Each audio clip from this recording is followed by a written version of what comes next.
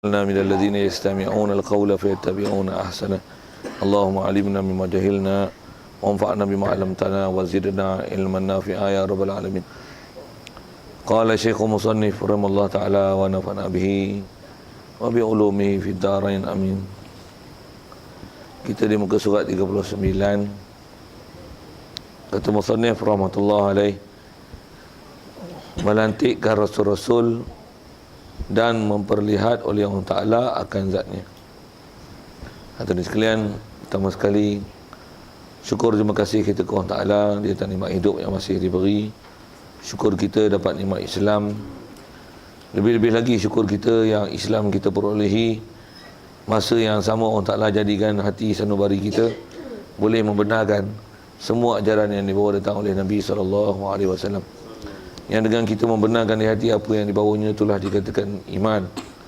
Syukur banyak-banyak kita dapat Islam, dapat iman. Syukur juga kita yang Allah Ta'ala jadikan dalam keadaan boleh taat patuh perintahnya, tinggalkan larangannya. Dan tak semua orang dapat nikmat itu. Yang boleh patuh, ikut perintahnya, tinggalkan larangannya, itulah dikatakan taqwa.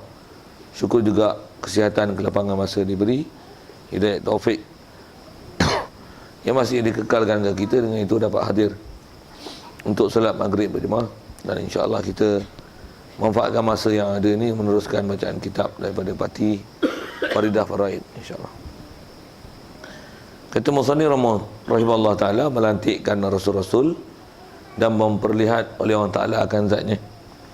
Kata sekalian, apa yang kita nak sambung ni adalah masih dalam bab sifat harus pada Allah Taala. Dasar kita bicara harus pada Allah Ta'ala untuk dia membuat atau meninggalkan apa-apa yang nama mungkin. Setiap yang nama mungkin harus pada Allah Ta'ala, hak dia untuk dia membuatnya ataupun meninggalkan buatnya. Maksudnya membiarkan terus ditiadakan ataupun untuk mengadakan dia. Asal-asal bab kita bicara bab nama mungkin ini, bab yang kita duk bicara ni lah nisbah berbuat itu pada Allah Ta'ala adalah harus.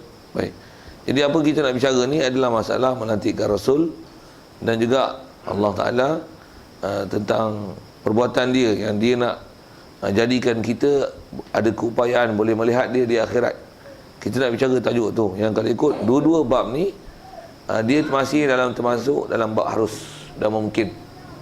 Masuk harus mungkin tu dengan makna terutama dalam bab melantik Rasul, itu yang pertama, harus pada Allah Ta'ala untuk dia nak lantik Rasul ataupun tidak. Hak dia. Antaranya zaman kita ni, kita mana ada Rasul lah ni, pasal dah ditutup dengan terlantiknya Nabi kita Muhammad SAW, yang dia ialah khatamul anbiya dan khatamul mursalin.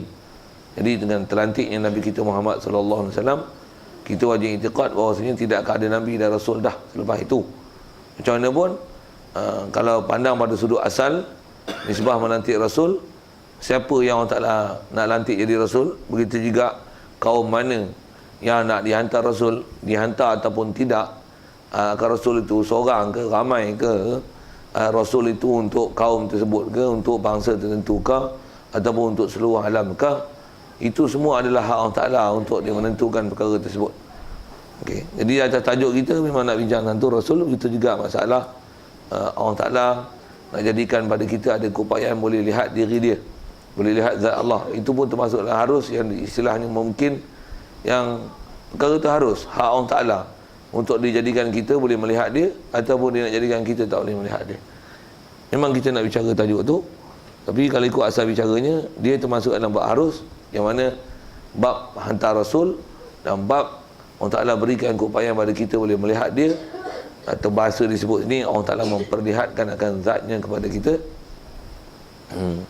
Itu adalah sifat harus pada Allah Ta'ala, harus untuk dibuat demikian. Baik.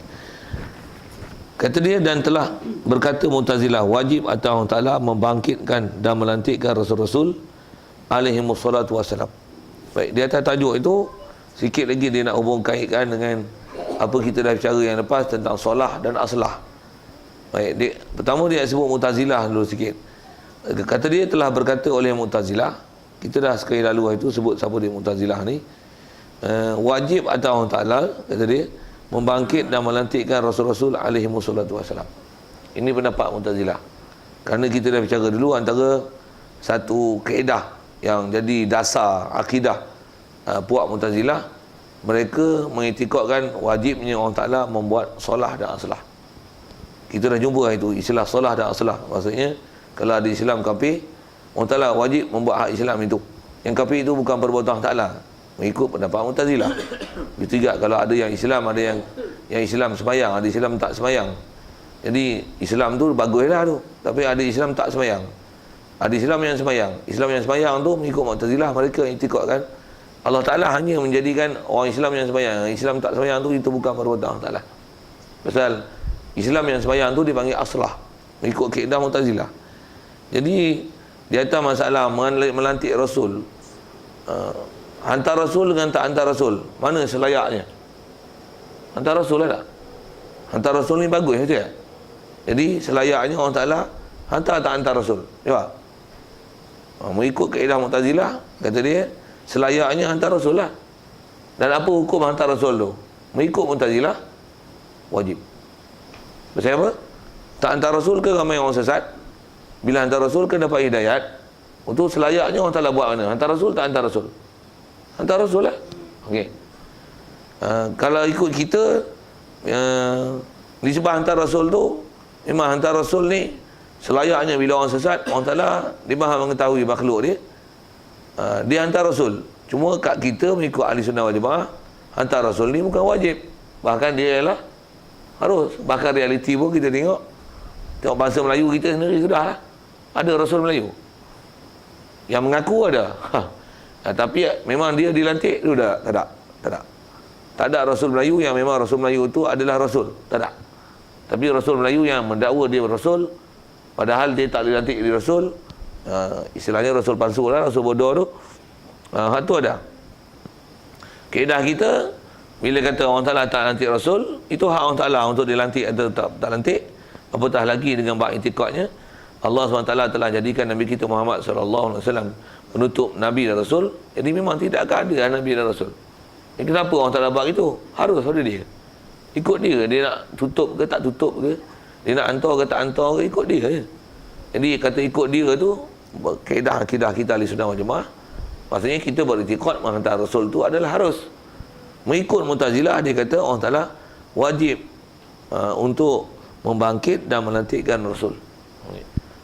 Dekat mereka ni, kalau katalah kita timbul persoalan, kenapa Allah Ta'ala tak hantar Rasul lah ni? Dah kata Allah Ta'ala menghantar Rasul tu wajib. Dia pun ada jawapan. Satu, biasanya puak-puak yang sesat ni, pasal Mu'tazilah kalau ikut masyhur ulama ahli sunnah wal jamaah meletakkan dia golongan sesat yang terkeluar daripada kaedah ahli sunnah wal jamaah.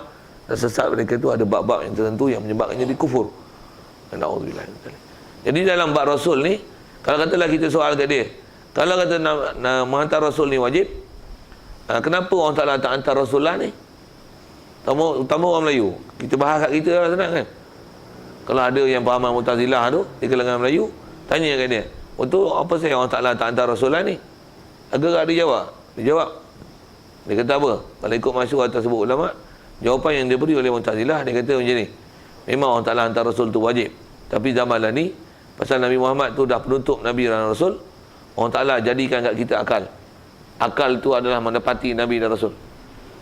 Jadi akal kita ni, kan dia boleh berfikir, boleh menilai baik buruk.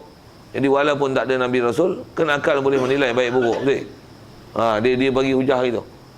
Jadi, nisbahkan Allah Ta'ala selayaknya dihantar Nabi Rasul, tapi dah Nabi Muhammad dah penutup penghujung, maka Allah Ta'ala telah jadikan akal yang pada kita itu adalah menepati Nabi Rasul. Jadi mana-mana manusia yang berakal, kata dia, adalah ditaklifkan untuk beriman pada Allah Ta'ala seolah-olah mereka dihantar Nabi dan Rasul.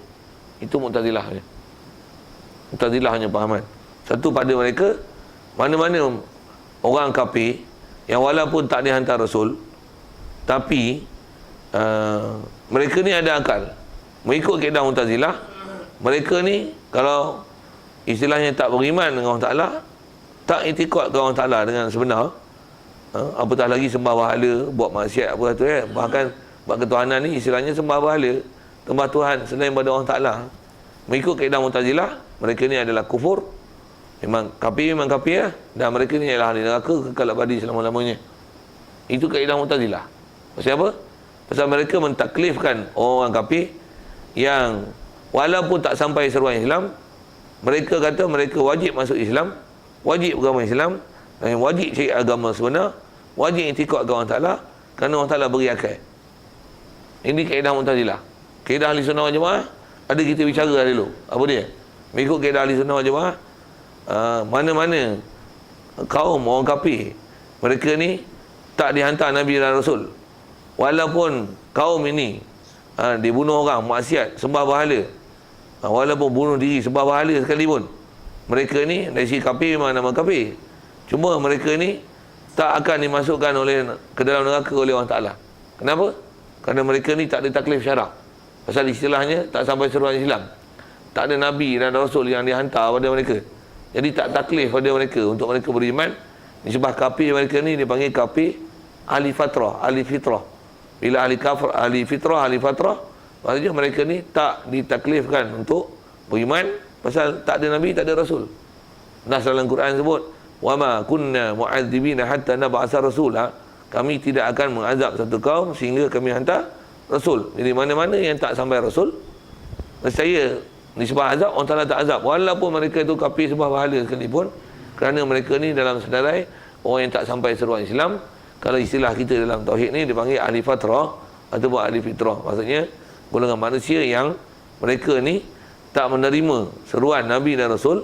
Kalau zaman kita tak pernah diterima ajaran, seruan, dakwah, penjelasan, penerangan tentang bab ketuhanan yang Tuhan sebenar ialah Allah, dan wajib mengikut perjalanan Nabi kita Muhammad sallallahu alaihi wasallam. Dan siapa Nabi Muhammad ni? Mereka tak pernah dengar penjelasan itu. Maka mereka mati dalam keadaan kafir, memang kafir, tapi di atas tak sampai seruan dan penjelasan pada mereka tentang Allah Ta'ala dan Rasul, tentang Rasul kita Nabi Muhammad sallallahu alaihi wasallam. Begitu mereka dikenali sebagai ahli fatrah. Itu kaedah Ahli Sunnah wal Jamaah. Itu kaedah Ahli Sunnah wal Jamaah. Kalau Mu'tazilah macam mana? Ahli neraka. Kaedah kita Ahli Sunnah macam mana? Ahli fatrah. Satu antara pendapat yang ambil Mu'tazilah ni Wahabi. Satu Wahabi tuan-tuan, kalau tuan-tuan pernah dengar pahaman-pahaman Wahabi ni, kalau tak tahu Wahabi pun dengar sikit nak sebut. Mengikut pahaman Wahabi ni, mereka kata mak ayah Nabi SAW mati memang mati kafir, dan mereka ni ahli neraka, duduk dalam neraka. Pasal apa? Pasal mereka berpahaman macam Mu'tazilah. Pasal mereka meletakkan akal sebagai taklif. Cuma hujah mereka adalah dia ambil hadis-hadis, dan kalau ikut hadis-hadis tu, ada ulama ahli sunnah kita ditanggung macam-macam perkara yang kita pernah belajar dengan kitab Paku Iman hari tu. Cuma ingat tak ingat, faham tak faham, simpan tak simpan lagi maklumat, tak tahulah. Tapi macam mana pun nak sebut, mengikut pahaman Wahabi, dia kata mak dengan ayah Nabi kita Muhammad SAW adalah ahli neraka. Dia kata masuk neraka kekal abadi selama-lamanya. Terkeluar daripada ajaran Ahli Sunnah wal Jamaah. Salah tu. Pasal mak dengan ayah Nabi kita mana dah jumpa Rasulullah. Dengan Nabi yang bangsa Arab sebelum tu ialah Nabi Ismail. Yang tu ialah bangsa Arab yang kalau ikut ditaklif orang Arab untuk ikut Nabi Ismail berapa ribu tahun tu dengan Rasulullah. Jadi atas kaedah-kaedahnya mereka ni diistilahkan tak sampai seruan Rasul yang sebenar dah pada mereka, disebabkan jarak yang terlalu jauh. Kalau ada ahli kitab pada zaman lima, mereka tak ditaklifkan untuk ikut Nabi Musa, Nabi Isa. Pasal tu Bani Israel. Nabi Musa, Nabi Isa dia hanya untuk Bani Israel saja. Sedangkan Nabi kita Muhammad SAW ialah bangsa Arab. Jadi dia mesti ada Nabi Arab, dan Nabi Arab ialah Nabi Ismail. Sedangkan ajaran Nabi Ismail tak sampai pada mereka. Jadi keikut Ahli Sunnah wal Jamaah, mereka ni istilahnya ahli fatrah, walaupun nisbahnya tak beriman. Mereka pula dah walaupun tak beriman tapi tak pernah sembah berhala. Apa itu macam mana? Sepatutnya atas kaedah Ahli Sunnah wal Jamaah wajib diiktikad mereka ni walaupun istilahnya tak beriman tapi lepas daripada api neraka, kerana mereka digolongkan sebagai ahli fatrah. Mu'tazilah saja yang kata mereka kekal dalam api neraka, kekal abadi selama-lamanya. Pasal apa? Walaupun tak ada Nabi, tak ada Rasul, tapi akal Allah Ta'ala beri. Akal itu adalah yang solah, yang sepatutnya Allah Ta'ala buat. Jadi dia menepati Nabi Rasul. Itu kaedah Mu'tazilah.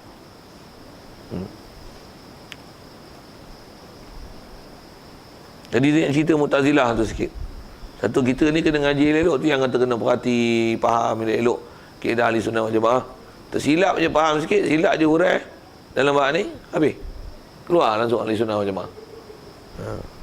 Cuma zaman lah ni yang terkira, hati-hatilah macam-macam lah. Duk dengar pendapat-pendapat macam-macam, baik pendapat dalam bab fiqahnya, dalam bab akidahnya. Macam-macam fahaman kita dengar. Oh, dekat sangat dah dengan akhir zaman ni. Allah Akbar. Baik. Maka yang sebenarnya, jadi kalau ikut Mu'tazilah, dia kata orang Ta'ala wajib bangkit Nabi Rasul. Cuma saya sebut hujah sikit apa jawapan yang mereka beri.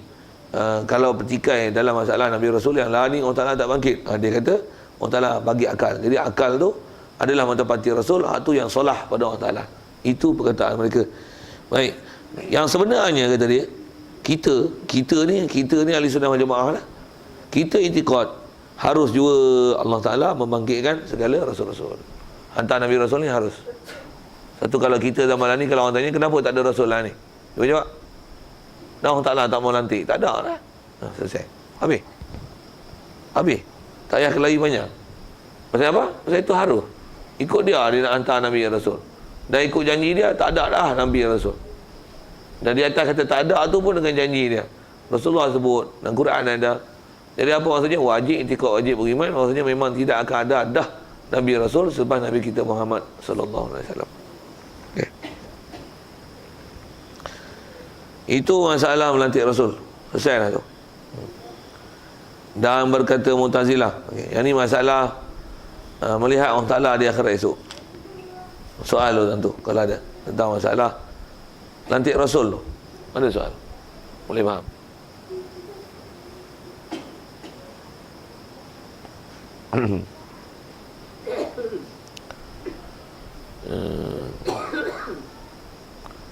Kalau tak ada sikit, kita renung sikit keadaan kita orang Melayu ni. Orang Melayu kita ada sebahagiannya dia ada juga salah bab itikadnya.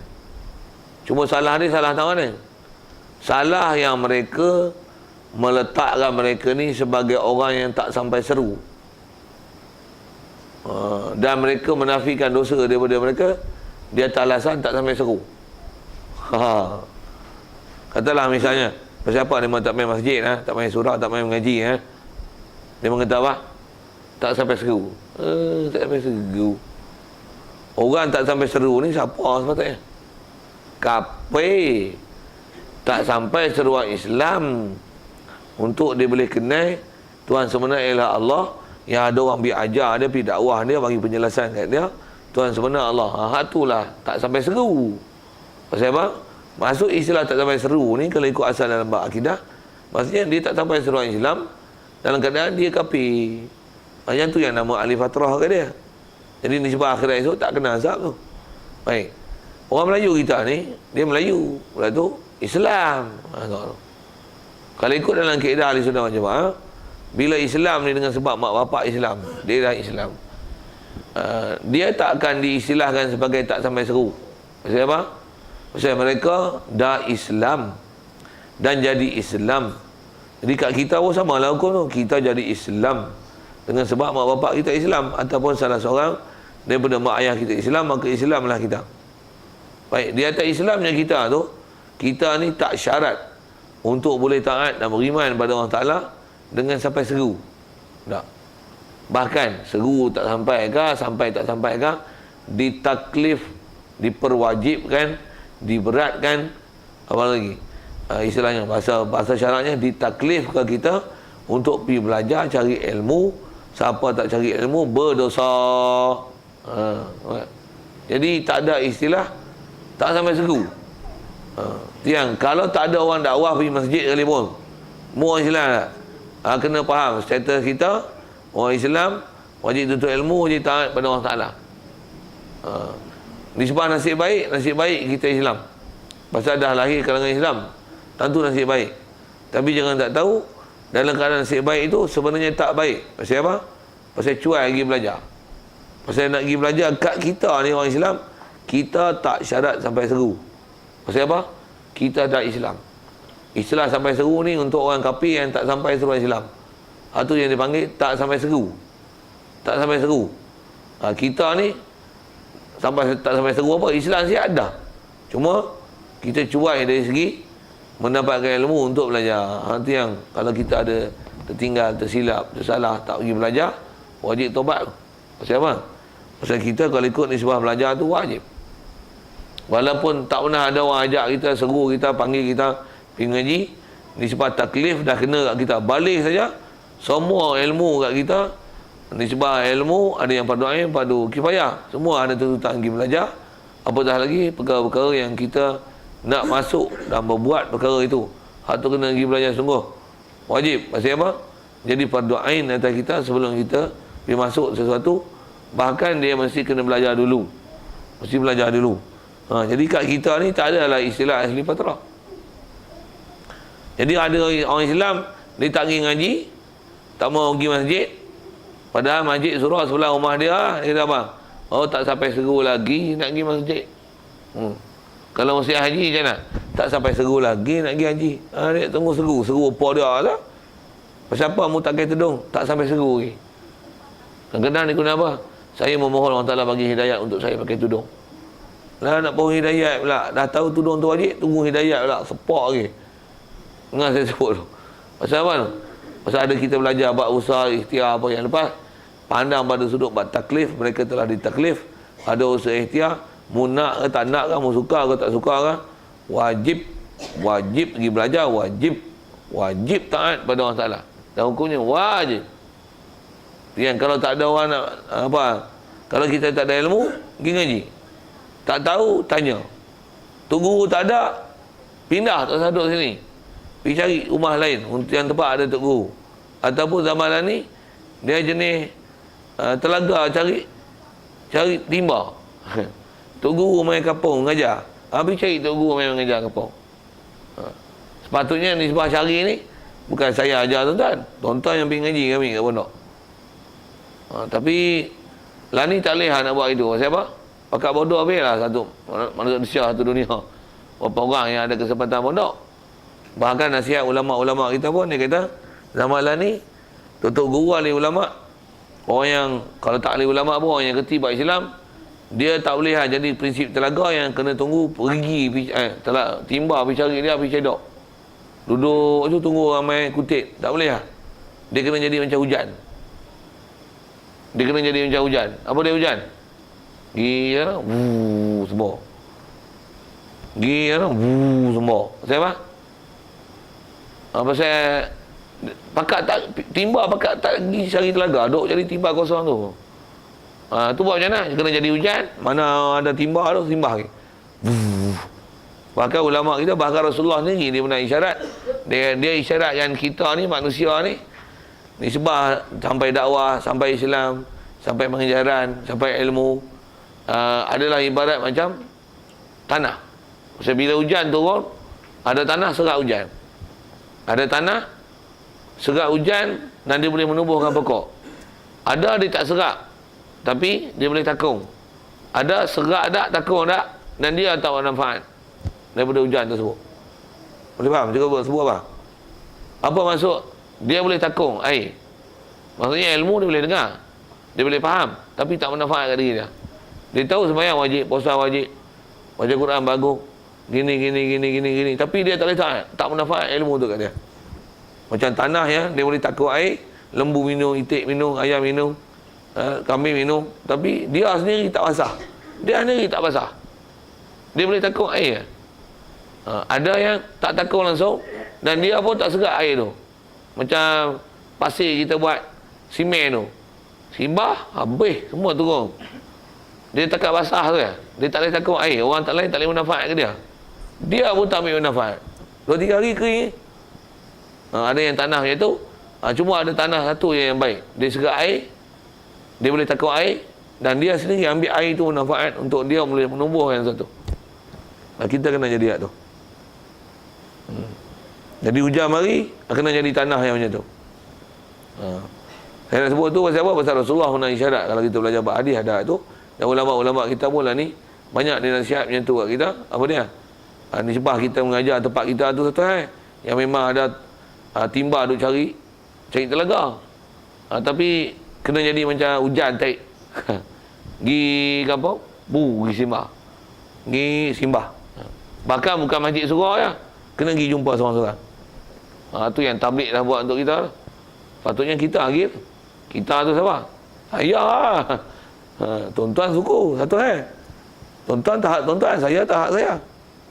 Tuan-tuan tu ibarat awan kecil, hujan sikit. Katalah gitu kan, nak buat misal tu. Saya hujan awan besar, hujan lebat. Tapi dah hujan lebat pun duk sibah kat surau je. Orang lain tak kena. Orang lain tak kena, tak boleh nak takut jadi kena keluar. Kena pergi gerak pergi tempat lain supaya timba-timba yang tak ada air tu simbah lagi. Sikit kot pemandangan itu. Nak sebut kata taklifan kat kita tu. Kita orang Islam, kita tak boleh nak guna istilah tak sampai seru. Pasal itu untuk settle orang kafir je. Kita orang Islam, seru sampai tak sampai, dakwah sampai tak sampai, tanggungjawab kat kita pergi cari ilmu dan wajib kita pertahankan diri kita dalam keadaan Islam. Akidah Islam, amalan Islam. Apa hukum dia? Wajib. Siapa yang wajib cari ilmu untuk kita? Kita lah wajib cari ilmu untuk kita. Walaupun dalam masa yang sama ada tanggungjawab untuk orang berdakwah, amar ma'ruf nahi munkar, sampaikan ilmu, sebarkan ilmu, tegur menegur, nasihat antara satu sama lain. Memang ada kewajipan kita tu dalam masa yang sama. Tapi kalau ikut nak sebut tangan saya nak cerita tentang taklif tu lah. Kalau katalah tak pergi cari macam mana? Dah orang pun tak bisa duk main ngajar dah bisa dakwah kita. Apa kaedah dia? Walaupun tak ada orang kita tak bisa cari, orang pun tak bisa dakwah, tapi pasal tanggungjawab tu kena dah kat kita pasal kita dah Islam. Tambah kita Islam daripada kecil. Maka berdosa besar kita dia atas cuai mencari ilmu. Tak boleh alasan tak sampai seru. Tak betul. Pahaman tu pahaman Mu'tazilah.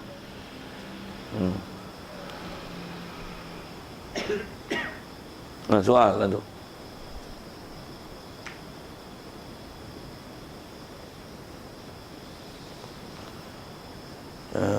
Kalau tak ada soal, sikit lagi isu tu. Pasal kita ni umumnya kita telah diajar macam ni. Apa dia? Kita orang Islam bagus, nasib baik jadi Islam pasal apa? Nanti masuk syurga. Orang kafir masuk neraka, kekal abadi selama-lama dalam neraka. Bagi faham ada elok tu dengan apa kita belajar. Kafir mana masuk neraka kekal abadi? Kafir mana? Kafir yang sampai seruan Islam. Ada orang dakwah Islam kat dia, lepas tu tapi dia tak mau masuk Islam. Kafir tu kekal abadi dalam neraka. Kafir yang tak sampai surah Islam, tak pernah ada orang Islam sampai ke Islam kat dia. Sama ada tak pernah sampai dakwah ataupun orang kafir itu keliling kita. Tapi tak pernah ada orang Islam pergi cerita Islam kat dia. Dia memang tak ada taklif cari. Pasal kat dia bukan Islam. Tak ditaklif untuk dia cari. Kat kita yang ditaklif untuk sampai. Kat kita ditaklif untuk kita sampai kat dia. Kalau kita tak sampai, salah kita satu hal. Asal bicara kita tak kafir tu. Kafir tu macam mana? Istilahnya tak sampai surah Islam. Pasal apa? Siapa lagi dakwah dia? Siapa lagi ajar Islam ke dia? Nak kata kafir yang kekal abadi selama-lama neraka ni ialah kafir ahli fatrah. Kafir yang sampai surah Islam sila sebut. Jadi kafir yang ada kat kita ni, atas kita sebut tadi tu, kalau mereka ni menepati takrif tak sampai seruan Islam, jadi dia kafir ahli fatrah. Memang mati tu kafir. Kat dunia baru roh cara kafir. Tapi tak ada taklif syarak pasal tak pernah ada orang cerita Islam kat dia. Dia memang tak tahu Islam, macam mana dia nak masuk Islam? Dia ibarat macam kaum yang tak didatangi oleh Nabi dan Rasul. Macam mana dia nak tahu beriman dengan Rasul? Orang yang tahu pengetahuan tentang Rasul ni lah yang kena cerita. Orang yang tak tahu ilmu berkaitan dengan Rasul untuk menceritakan siapa dia Rasul, siapa dia Allah Ta'ala, supaya mereka boleh beriman, boleh mengucap kalimah syahadah la ilaha illallah Muhammadur Rasulullah. Jadi kat kafir yang tu, kat kita pula, kita duk sangka kita bagusnya ahli syurga, macam mana pun last kali masuk syurga. Kita berangan sihat dah. Tapi bila tengok ilmu, ada benda kita cuai, tak pergi belajar. Macam mana pun kalau cuai tak pergi belajar, berdosa saja. Tengok ada bab itikad, bukan saja cuai bab belajar, bahkan itikad pun duk mengapu. Pasal tak pernah belajar bab ketuhanan betul-betul. Akidah kita kadang-kadang ada yang menyalahi mengikut kaedah ahli sunnah wal jamaah. Itu yang kita sebut ni antaranya Mu'tazilah, Jabariyah, Qadariyah, Murji'ah, macam-macam nama tu buat-buat yang telah disebut oleh ulama sebagai golongan sesat ni. Yang Mu'tasimah, kalau sebut yang keliling yang dekat sama kita lah ni, yang Wahabiyah, yang Syi'iyah, yang pahaman Syiah. Jadi banyak pahaman-pahaman yang salah macam ni. Pasal apa? Pasal asalnya Islam tapi cuai pergi belajar apa itu? Pahaman sesat. Hak ni celaka besar sangat. Kalau akidah tak betul, mati dalam akidah tak betul. Sedangkan dia tak pergi cari ilmu. Bagus hak kafir tak sampai surah Islam tu lagi. Pasal itu garanti masuk Islam. Garanti masuk syurga. Yang ni cuai masuk neraka pasti dah. Lepas tu